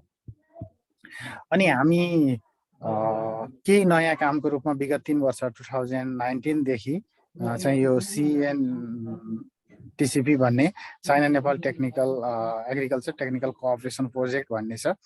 खास गरेर चाहिँ चाइना सरकारको सहयोगमा चाहिँ सिन्धुपाल्चोकमा हामीसँग मिलेर चाहिँ यो चाइनाबाट लिएका टिबेटियन रिजनका चाहिँ 12वटा चाइनिज आलुका जातहरू लिएर भेराइटल टेस्टहरू स्क्रिनिङ टेस्टहरू चाहिँ भइरहेको छ। यसमा 12वटा चाइनिज जातहरूबाट उत्पादन 3 वर्षको चाहिँ उत्पादन हाम्रो चाहिँ करिब मोटामोटी फाइनल रिपोर्ट आइसकेको छैन। मैले केही यसको चाहिँ इन्डिकेसनको कुरा मात्रै यहाँनिर राख्न चाहन्छु। यसमा चाहिँ 3वटा जातको आलु चाहिँ 12वटा मध्ये राम्रो देखिएको छ, जसमा चाहिँ हामी एसक्युसिसीसँग कोअर्डिनेसन गरेर चाहिँ त्यसको फर्मेट गाइडलाइन्स अनुसार त्यसलाई रजिस्ट्रेसनमा जानुपर्छ भनेर काम गर्दैछौँ। केही तथ्याङ्कहरू अपुग पनि भएको छ। अब यदि त्यो एसक्युसिसीको गाइडलाइन अनुसार हामी कम्प्लिट गर्न सकेनौँ भने त्यसलाई फेरि आउने अबको सिजनबाट फेरि नागसँग एसक्युसिसीसँग मिलेर चाहिँ फेरि त्यसलाई चाहिँ फेरि ट्रायलमा लैजाने, थप अनुसन्धानमा पनि अगाडि जानुपर्छ भन्ने छ। इभन प्रोजेक्ट चाहिँ सिधिसकेको पनि छैन, कन्टिन्युस भयो भने अब सजिलो पनि होला। यसको एउटा फाइनल रिपोर्ट चाहिँ होइन, 12वटा जातहरू मध्ये चाहिँ जस्तो युन पोट्याटो 105 अनि जिन पोट्याटो 9 अनि यो 109.4 भन्ने यो चाहिँ टिबेटियन पोट्याटोहरू हो। खास गरेर चाहिँ युनान प्रोभिन्सको चाहिँ यो युन पोट्याटो भन्ने, जिन र चाहिँ यो भन्ने चाहिँ टिबेटियन रिजनको चाहिँ पोट्याटो। यसको चाहिँ एभरेज यिल्ड हामीहरू चाहिँ एज अ क्रस चेक भेराइटीको रूपमा चाहिँ हामी चाहिँ रोजिटालाई लिएका थियौँ। यससँग हेर्दाखेरि यसको चाहिँ यिल्डको कुराहरू चाहिँ 150% नै बढी चाहिँ युन पोट्याटोमा देखियो। अनि चाहिँ यो जिन पोट्याटोमा 78% भन्दा माथि देखियो। अनि चाहिँ यो 109.4 मा चाहिँ 57.1% देखियो। भनेपछि आउट अफ 12 यो 3वटा जातहरू चाहिँ रो किरादेखि लिएर प्रोडक्सन प्रोडक्टिभिटी को हिसाबले चाहिँ हाम्रो रोजिटा भन्दा राम्रो देखिया छ भने अरू चाहिँ यो लङ पोट्याटो 14, लङ पोट्याटो 7, मिरा एलके 99 को पनि केही बढी छ। अहिले चाहिँ हामी यो 3वटालाई चाहिँ रजिस्ट्रेसनको प्रोसेसलाई अगाडि लैजानुपर्छ भन्ने नागसँग एसक्युसिसीसँग चाहिँ कोअर्डिनेट गर्दाखेरि यो कुराहरू चाहिँ आछ। अब हेरौँ कस्तो हुन्छ। अनि सँगै अब केही चाहिँ नेगेटिभ पनि छ, जस्तो युन पोट्याटो 603 चाहिँ कम देखियो, इमा 2 पनि कम देखियो, जिउन 1 पनि कम देखियो। हामी सबै चाहिँ यो रोजिटासँग एज अ क्रस चेक को रूपमा चाहिँ चेक भेराइटीको रूपमा चाहिँ यसलाई युज गरिराखेका छौँ। यो अनगोइङ रिसर्चमै छ। मैले केही प्रिलिमिनरी चाहिँ रिजल्टको कुरालाई मात्रै यहाँनिर चाहिँ राखेको हो। यी जातहरू चाहिँ यस्तो खालको छ, अघि भनेको जस्तो जिन 9 भन्ने चाहिँ साइज पनि ठुलो, ड्राई म्याटर पनि बढी भएको पोट्याटो हो। करिब 3-4 दानाले नै 1 केजी पुगेको थियो। अनि कति चाहिँ यस्तो कलर पर्पल कलरको पोट्याटो पनि छ, यस्तो कलरको पनि छ, कतिमा चाहिँ यो एन्थोसायनिन कन्टेन्ट भएको भन्ने पनि छ। चाइनिज रिसर्चर पनि हामीसँगै बसेर काम गर्ने भएकोले गर्दाखेरि उनको आइडियाहरू पनि हामीहरूले हेर्दाखेरि यो चाहिँ सिरपको रूपमा युज गर्ने, एज अ लिक्विडको रूपमा पनि यसलाई चाहिँ बेभरेजको रूपमा युज गरिँदो रहेछ। यसरी चाहिँ 12वटा जातहरूलाई लिएर चाहिँ परीक्षण गर्ने कामहरू चाहिँ भइरहेको छ। यो चाहिँ केही मैले यो हाइलाइट्सको रूपमा यो डिफ्रेन्ट यसको कलर, टेस्टको कुराहरू, सेप, साइजको कुराहरू चाहिँ यहाँनिर यसलाई राखेको हो। अब के छ त, अब हामी कसरी अगाडि बढ्नुपर्छ त भन्ने मोटामोटी अब कृषि विकास रणनीतिले पनि आलुलाई चाहिँ एउटा प्राथमिकता प्रदत्त बाली हो भनेको छ। अनि यसै गरेर चाहिँ आलुमा यो पिएमएमपी अन्तर्गतको अब ब्लक जोन, सुपर जोनहरू पनि लागू भएर काम भइरहेको छ। बिस्तारै टिस्यु कल्चर यसलाई अझ अगाडि बढाउनु पर्ने देखिन्छ। त्यसै गरी चाहिँ टिस्यु कल्चर टेक्निकलाई युज गर्दै स्क्रिन हाउसहरू बढाउँदै पिबिएसबाटै हामी चाहिँ क्वालिटी चाहिँ प्लान्टिङ मेटेरियल अगाडि लैजानुपर्छ भन्ने छ।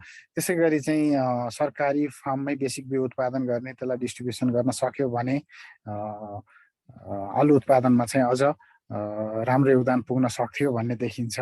अनि आएर चाहिँ बिस्तारै यान्त्रिकरणमा जाने कुराहरू, हिमाली क्षेत्रको चाहिँ हिमाली आलु कार्यक्रम, अनि त्यसै गरेर चाहिँ अब पिबिएसको चाहिँ पर्याप्त उत्पादन, अनि भोलि पिबिएस अहिले हामी सोइलमा गरिराखेका छौँ एज अ राइस बेड बनाएर, भोलि त्यसलाई हाइड्रोफोनिक्सहरूमा पनि गर्न सकिने, एरोपोनिक्समा पनि गर्न सकिने यो विभिन्न लिटरेचरहरूले रिपोर्टहरूले देखाएको छ।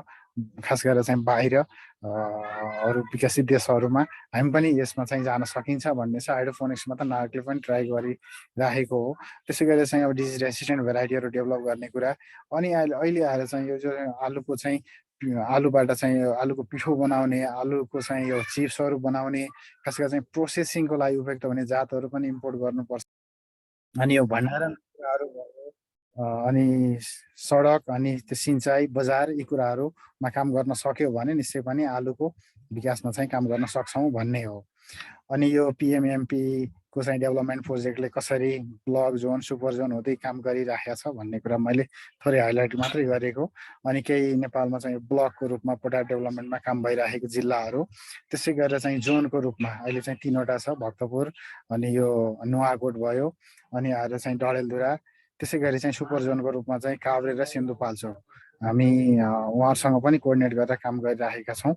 यसै गरी चाहिँ म यो आलुको चाहिँ रस्टिक स्टोर कसरी ऱ्याकहरूमा चाहिँ भण्डारण गरिन्छ त, होइन, यो चाहिँ जिरो एनर्जी स्टोरेजै भनौँ यसलाई। यसमा चाहिँ एक्सटर्नल इनपुट्सहरू चाहिँ युज गरिँदैन।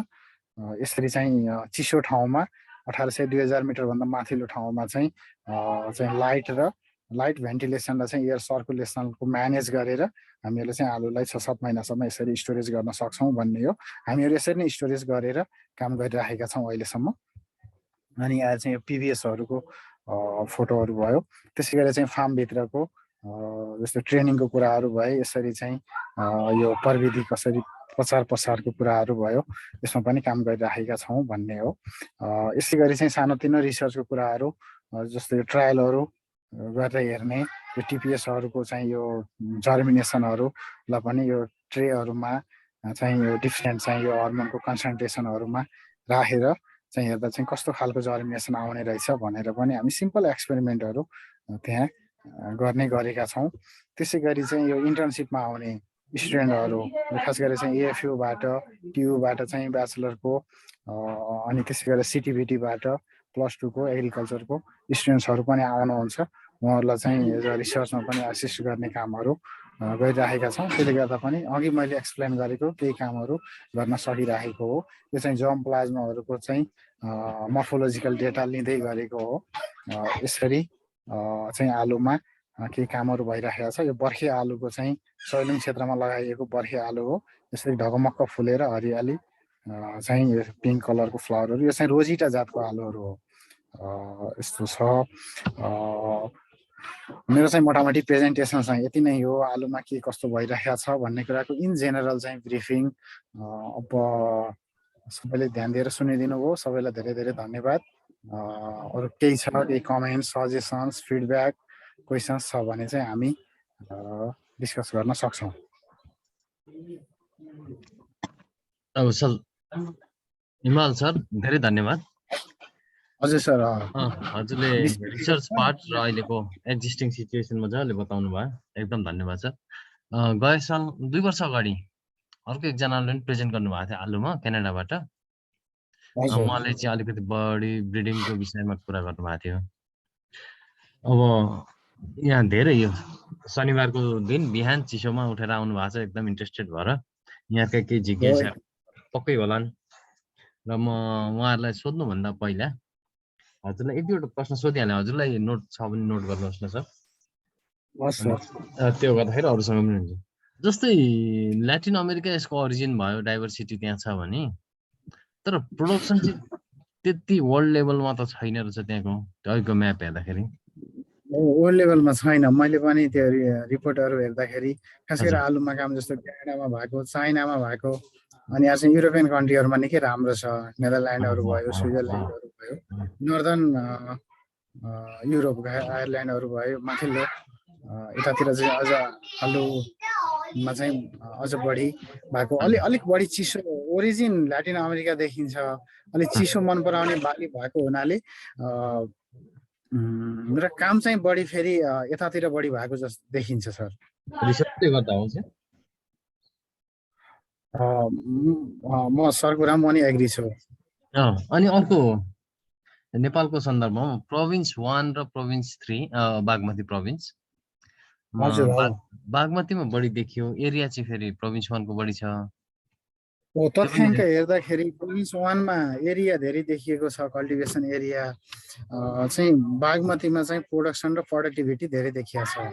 यो अघिल्लो वर्षको तथ्याङ्क हो। अब हामीले पब्लिस भएको तथ्याङ्कलाई त अथेन्टिक मान्नै पर्ने हुन्छ। अब बागमती प्रोभिन्समा धेरै हुनुको रिजन त बर्खामा पनि उत्तिकै उत्पादन हुने क्षेत्र छ हामीसँग र हिउँदमा पनि उत्पादन हुने क्षेत्र छ, किनभने चितवनदेखि लिएर अनि यो काभ्रे, खासै यो काभ्रेले पनि आलु उत्पादनमा मेजर कन्ट्रिब्युट गर्ने जिल्ला हो। जस्तो पाँचखाल भयो, पनौती छन् नि तलदेखि नर्थसम्मै छन्। यसमा मेरो लजिक चाहिँ के हो भने जस्तो हाम्रो खुमलटार पनि यही प्रोभिन्समा पर्यो, त्यसपछि आएर आलुको चाहिँ सुपर जोन भएको जिल्लाहरू पनि यही पर्यो, अनि आलुमा काम गरेको जस्तो आलुबाली विकास केन्द्र निगाले पनि भयो।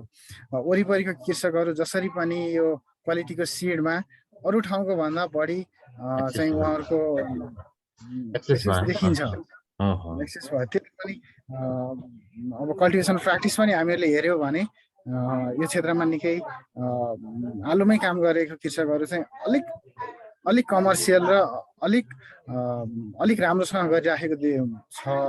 अब स्टोरेजहरू पनि छ, जस्तो काभ्रे बनेपामा कोल्ड स्टोरेज छ, धुलीखेलमा कोल्ड स्टोरेज छ, भक्तपुरको जगातीमा कोल्ड स्टोरेज फेसिलिटीहरू छ। यसले पनि सजिलो बनाएको हो भन्ने मलाई लाग्छ सर। हुन्छ, म अरू एक दुईवटा सोध्छु ल सर, हजुरले यसो नोट गर्नु होला। जस्तै अनि एकैपल्ट एन्सर दिनु होला। जस्तै त्यो ल्यान्ड रेसेसहरूको पनि कुरा आछ, ओरिजिन नभए। हजुर सर। ए होइन, पहिला म सोधिसक्छु अनि एकैपल्ट भन्नु होला सर। त्यो ल्यान्ड रेसेस कुरा आएको छ, अनि त्यसमा ओरिजिन उता भएपछि नेपालमा त ल्यान्ड रेसेस हुने चान्स त कम हुनुपर्ने कि पहिला इन्ट्रोड्युस भएकोहरू वरिपरि डिस्पर्स भएर हो कि? अनि अर्को चाहिँ यो वोट छ नि, पोटेटो वोट ऐजेरो हो, त्यसको कच के हो? त्यो खाँदाखेरि हुन्छ कि हुन्न मेडिकल? अनि हजुरले त्यो छुटाउनु भयो कि छैन कि के छ? त्यो मेडिकल भ्यालुज छ कि छैन, मेडिसिनल भ्यालुजहरू? जस्तै हर्ब्सहरूको त धेरैको त मेडिसिनल भ्यालुज पनि हुन्छ नि, त्यसको चाहिँ हजुर त्यो चाहिँ भन्नु भएन कि जस्तो लाग्यो। यो रिसर्चको पार्ट, प्रोडक्सन पार्ट, प्रेजेन्ट एकदम स्पष्ट पार्नु भयो। तर मैले एउटा कुरो चाहिँ हजुरकोमा थपेको भए हुन्थ्यो जस्तो लाग्यो, जस्तै इटिङ कल्चर, कल्नरी, जस्तै आलुबाट चाहिँ कस्ता कुराहरू चाहिँ बन्छन् त संसारमा? हामीले देखेको त फ्रेन्च फ्राइज, पोटेटो फ्राइज, तरकारी, 3टा मात्रै भयो। त्योभन्दा अरू पनि त प्रोडक्सन बन्छ होला नि, यसो विश्वमा 4th लार्जेस्ट प्रोडक्सन भएपछि भनेर। त्यो भयो नि। अर्को यो सिङ्गल नोडल स्टेजमा नि टिस्यु कल्चर गर्दाखेरि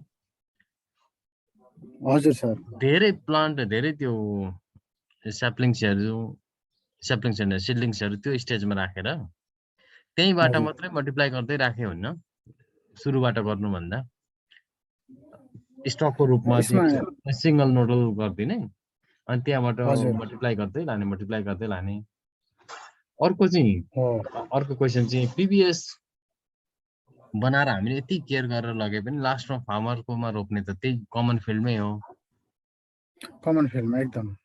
त्यसो गर्दाखेरि चाहिँ त्यसले कति एडभान्टेज दिन्छ भनेर। सिड सोर्स त प्योर गयो, तर उहाँ त त्यही इन्भाइरोमेन्ट पुग्छ त्यो। अनि अन्तिम प्रश्न अहिलेलाई, यो फ्लावर कलर अनुसार ट्युबरको कलरको केही कम्पेरिजन हुन्छ? म फ्लावर हेरेर यसको ट्युबर कलर यस्तो छ भनेर भन्न सकिन्छ? ल, मैले यति सोधेँ, अरू हाम्रो धेरैजना हुनुहुन्छ, केही प्रश्न छ भने यसो हात उठाएर अर्थात् 1 by 1 सोध्न सक्नुहुन्छ। अनि भुषाल सरलाई एकैपटक दुःख दिउँला। ठिक छ सर। कोही हुनुहुन्छ? गोपाल, भुषाल, दिनेश, कार्की, निना, आचार्य हुनुहुन्छ? कसै केही छ भने यसो गोपाल सर बोल्न खोज्नुभयो?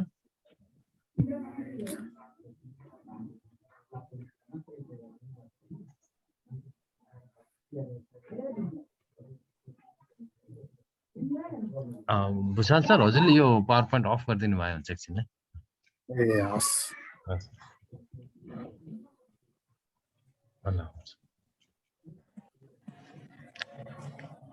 हेलो हजुर सुनिरहेको छु।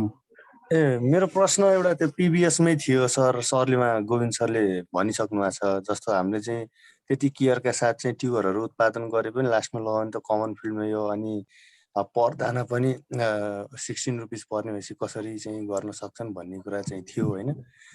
मोटामोटी आए जस्तो लाग्छ सर मलाई मेरो।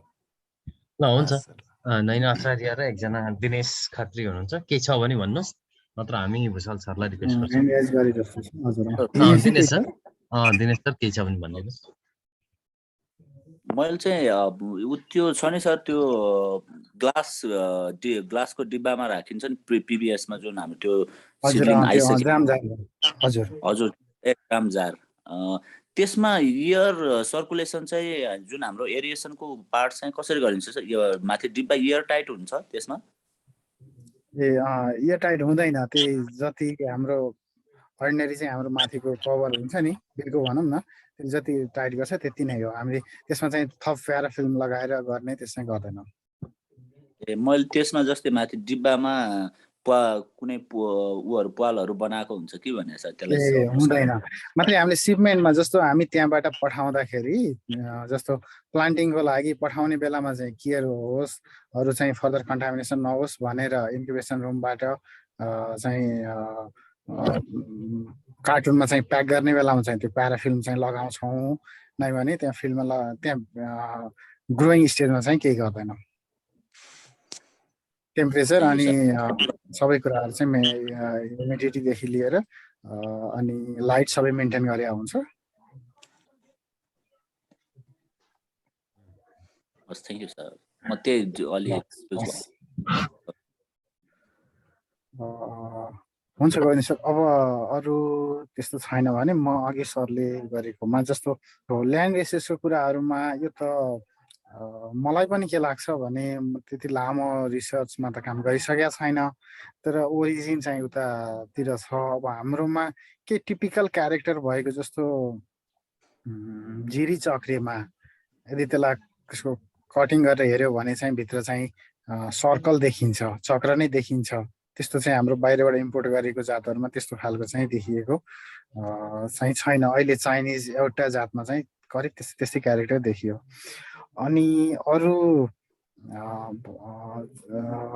कयौँ जातहरू चाहिँ अब मेबी हुनसक्छ त्यस्तै अब 30-32 सालमा जसरी स्विसहरू आएर त्यहाँ एज अ अफिसियल्ली चाहिँ इन्ट्रोड्युस गरे, त्यहाँभन्दा पहिले पनि त ट्रेकिङमा आउँथे, कसैले त्यसरी कल्टिभेसन गरिदिएको भए कसरी त्यसरी त्यसलाई त्यही नाम दिएर चाहिँ त्यस लोकल बन्न गएको पनि हुनसक्छ होइन। अघि त्योभन्दा पहिले चाहिँ अब 17औं शताब्दीमै अब त्यो कर्क प्याट्रिकले लेखेको एउटा बुक पटनाबाट नेपाल आएको भन्ने छ।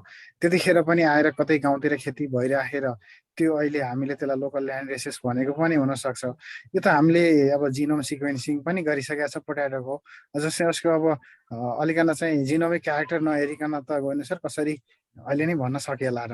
अहिले 40 को रेन्जमा छौँ भनेको छौँ, मलाई लाग्छ त्यो घट्न सक्छ भोलि। मैले यसमा चाहिँ यति मात्रै भन्न सकेँ। अनि अर्को चाहिँ वाटको कुरा चाहिँ यो फङ्गल चाहिँ डिजिज हो, यसले चाहिँ एकदमै विकृत भएर जाने, अझ आलुमा च्याउ पलाउने भन्नुहुन्छ फार्मर्सहरूले बुझ्नलाई, किनभने आलुको त्यो ट्युबरको साइज भन्दा नै बढी चाहिँ त्यसको ऐजहरू ठुलो भएर जाने। अब यो नर्मली त्यसलाई अहिले हाम्रो निकाले अनि त्यो दोलखा त्यो माथिल्लो बेल्टमा चाहिँ यो रोजिटामा चाहिँ अलिक बढी देखिया छ। अनि हामीले फार्मभित्र गरेको चाहिँ परीक्षणमा हेर्दाखेरि सिम्पल एक्सपेरिमेन्टमा चाहिँ यो जनकदेवहरूमा चाहिँ एकदम कम देखिया छ, कोमल रातोहरूमा पनि कम देखिया छ। अब कि त रोजिटाबाट सिफ्ट गरेर त्यता जानु पनि पर्यो, अब कि त रोजिटालाई नै पिबिएस गरेर अनि त्यसपछि त्यसको क्लिन मेटेरियल हुँदाखेरि राम्रो होला भन्ने हो। अब यसको त्यसलाई कन्जम्सनमा लैजाने नलैजाने भने नर्मली प्लान्ट डिजिज प्लान्टमा चाहिँ डिजिज इन्फेक्सन भएकोलाई चाहिँ राम्रोसँग पकाएर खाँदाखेरि त्यस्तो खालको प्लान्टबाट चाहिँ ह्युमनमा ट्रान्समिट भएको जस्तो त मैले डिजिजको कुरा त्यति धेरै नोटिस भएको रिसर्च भएको अथवा त्यस्तो खास भेटेको छैन। अब यो नर्मल्ली अब इन्फेक्टेडलाई त खान हुन्छ भन्दा हामी त भन्ने कुरो भएन। तर यसको प्रब्लम के भएको छ भने वाटको चाहिँ यसको लामो समयसम्म चाहिँ यसको स्पोरहरू चाहिँ सोइलमा बसिराख्ने, अनि त्यसले गर्दा एकपटक इन्फेक्सन भयो भने यसलाई चाहिँ तत्काल चाहिँ कन्ट्रोल गर्न चाहिँ एकदम गाह्रो नै हुने रहेछ। त्यसले गर्दा त्यो यदि इन्फेक्टेड फिल्डबाट चाहिँ हामीहरूले सिडलाई चाहिँ अर्को ठाउँमा ट्रान्समिट गर्ने कुराहरूमा ध्यान दिनु पर्यो, इन्टरनल क्वारेन्टाइनलाई पनि ध्यान दिनुपर्छ भन्ने। सर त्यो ब्याक्टेरियल हो कि फङ्गल हो? वाट चाहिँ फङ्गल हो सर। फङ्गल है। हजुर। अनि आएर चाहिँ अब अरू मेडिसिनल भ्यालुको कुरा गर्नुभएको थियो सरले। अब आलुको अरू अब यसमा यसको बायोलोजिकल भ्यालु चाहिँ हाई भएको कुरा भन्ने छ एउटा। अरू मेडिसिनल भ्यालुको त मैले त्यसरी ठ्याक्कै नोटिस गरेर चाहिँ यहाँनिर अहिले मलाई पनि त्यति धेरै चाहिँ आइडिया भएन। निश्चय पनि मेडिसिनल भ्यालु छ नै होला। अनि आएर अरू प्रडक्टमा चाहिँ हामीले युज गरिराखेको नर्मल्ली त अब यसलाई फुड र भेजिटेबल्सकै रूपमा चाहिँ इन बिट्विन युज भइरहेको देखिन्छ। अब माथिल्लो बेल्टमा गयो भने एज अ स्टेपल फुडकै रूपमा युज भएको देखिन्छ, तल्लो बेल्टमा हामी तरकारीकै रूपमा युज गरिरहेछौँ। अनि यो यसलाई कसरी लिने भन्ने कुरा पनि हाम्रो कन्जम्सन ह्याबिटले पनि गर्दो रहेछ। जस्तो यसमै एउटा आलु होइन, एभोकाडो हामी फ्रुट भन्छौँ। मेरो साथीहरू थिए सिकागो, अनि आएर एल साल्भाडोर, अनि आएर पनामा, त्यो त चाहिँ ल्याटिन अमेरिकाको साथीहरू, त्यो त इजरायल पढ्दाखेरि उनीहरूले चाहिँ एभोकाडोलाई एज भेजिटेबलको रूपमा युज गर्दा रहेछ। भेजिटेबलको एउटा डिसमा चाहिँ एभोकाडो राख्दो रहेछ। अनि यता अफ्रिकन साथीहरू थिए फेरि केही नाइजेरियातिर यतातिरको, तिनीहरूले चाहिँ त्यो प्लान्टेन, त उनीहरूले त्यसलाई फेरि फुडकै रूपमा युज गर्दा रहेछौँ। प्लान्टेन र बनाना त हामीले हेर्दा त सेमै हो नि, अथवा छुट्याउनै नि गाह्रो हुँदो रहेछ। अनि यो डिपेन्ड अन द कन्जम्सनको कुरा पनि भयो। अब यसको अब खास गरेर चाहिँ उता इजरायलमा चाहिँ यसलाई पिठोको रूपमा पनि युज गर्ने, पोटाटो फ्लावर चाहिँ युज गर्ने त्यहाँ मैले एउटा भेटेको थिएँ। अरू त हजुरले भने जस्तै फ्रेन्च फ्राईहरू बनाउने कुराहरू भयो, चिप्सहरू बनाउने कुरा भयो, अनि नर्मल अब फुड अर भेजिटेबल यसमा युज भइरहेको देखिन्छ। अर्को चाहिँ हजुरले भनेको हो सिङ्गल नोडल कटिङ, जस्तो मदर कल्चर क्लिन छ भन्ने भइसकेपछि, मदर कल्चर तयार भएपछि त्यसलाई त हामीहरूले सिङ्गल नोडल कटिङ गरेर अर्को तयार हुन्छ, अनि त्यसबाट फेरि फर्दर मल्टिप्लिकेसन गर्दै जाने हो। किनभने मिडिया पनि त बिस्तारै दुई तिन पटक हामीले कटिङ गरिसकेपछि त्यसको न्युट्रिएन्ट भ्यालु घट्दै जान्छ, त्यसलाई हामी फेरि डिस्कार्ड गर्छौँ। त्यसमा पनि मलाई आफू पनि क्लियर छैन कतिसम्म चाहिँ हामी फेरि नोडल कटिङ गर्दै जाने, फेरि पहिले पनि त फेरि मदर कल्चरमा जानुपर्ने त होला होइन। चाहिँ त्यसरी कटिङ गर्न अब कति क्लिन र कसरी गर्न सकिन्छ भन्नेले पनि फरक पार्छ होला, डिपेन्ड गर्छ होला भन्ने लाग्छ सर मलाई। अनि आएर चाहिँ हो पिबिएसको कुरामा हो, हामी यति मेहनत गरेर त्यो प्रोसेस गरेर चाहिँ पिबिएस तयार गर्छौँ, गरिसकेपछि फोर्थ जेनेरेसनसम्म त केयर गरौँला, त्यो त अल्टिमेटली फिल्डमा त जाने त फार्मेसकै फिल्डमा हो होइन। अब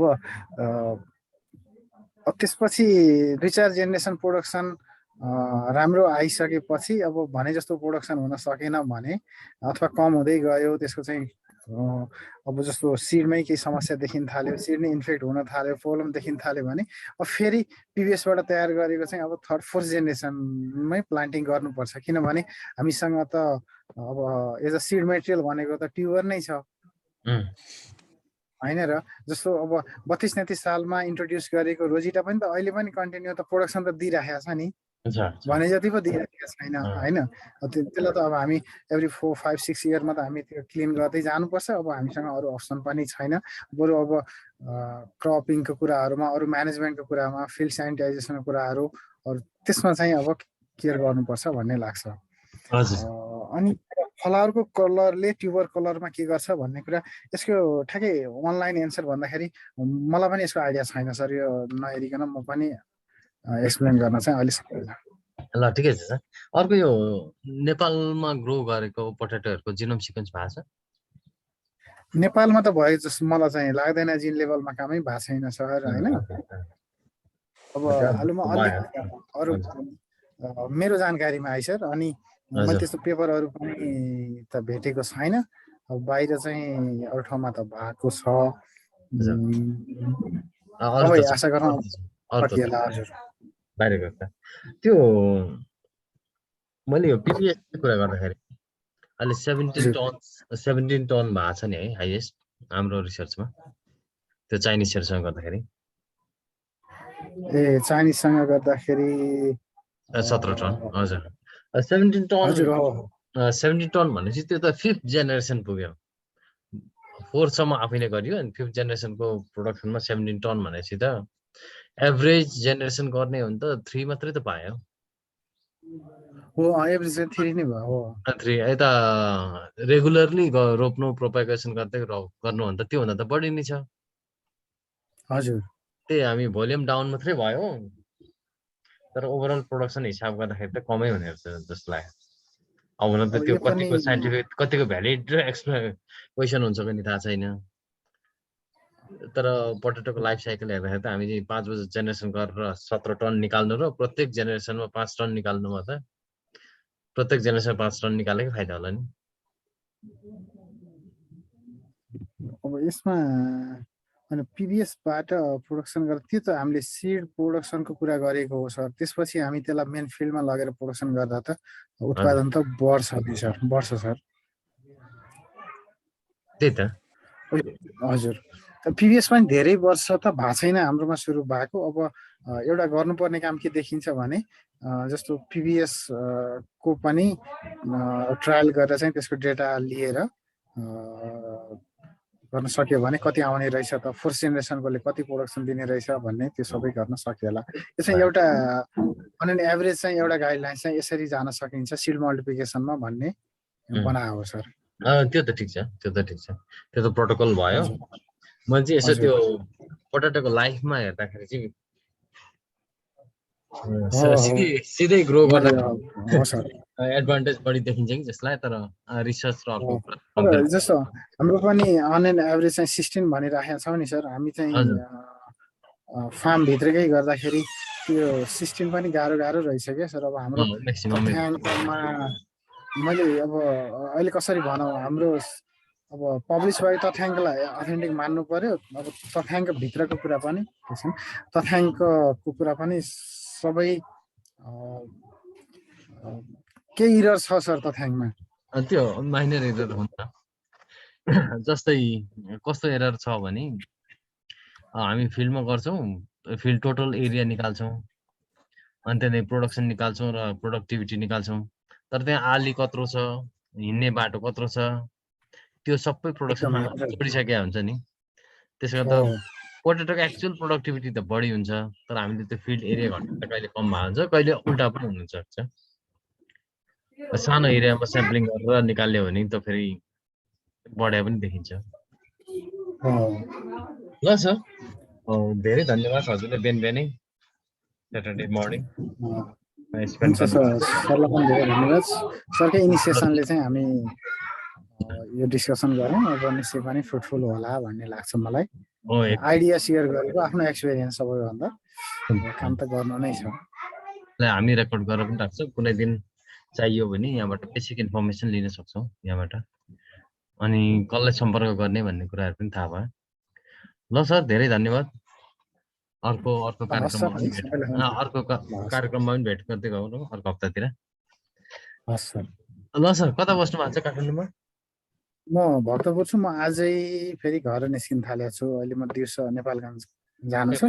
आलुकै सन्दर्भमा 2-3 दिन बर्दियामा रहन्छु होला। ए हजुर सर, मैले पिबिएसहरू पठाएको थिएँ, त्यहाँको हेर्नुपर्ने भन्ने अपडेट थियो। हजुर हजुर। ल हुन्छ सर, सेफ जर्नी। पछि फेरि भेटौँ। हस् सर, हस्। Thank you sir.